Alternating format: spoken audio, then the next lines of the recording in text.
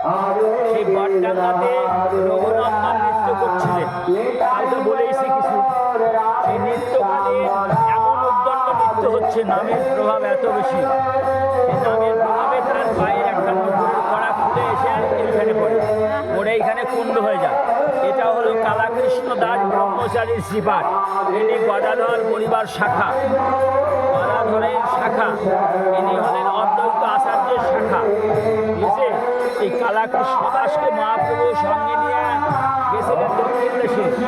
সেইখানে গিয়ে হরিযোগী সংঘের সেইখানে গিয়ে ওখানে একটা ভট্টমারি বলে একটা সম্প্রদায় আছে, তাদের খপ্পরে বলে পারে সেখান থেকে উদ্ধার করে মহাপ্রভু পাঠিয়ে দেয়, তুমি আসে ভজন করো। তখন দেখলেন যে আমি কোনো বর্ণালী ঠাকুর, তখন এখানে ভজন করছিলেন। তো জায়গাটা এটা বেছে নিলেন কেন তা জানা ছিল না তার। কিন্তু যখন তিনি এখানে আসলেন পুষ্করিণীতে স্নান করতে নামলেন, তখন সেই রঘুনন্দনের নপুরটা তিনি দেখছেন জলের মধ্যে জল জল করছে। সেই নিয়ে সেখানে সেবা হতো। এখন বর্তমানে কোনো এখানে নপুরটা নাই, চলে গেছে অনেক দূরে। পরবর্তী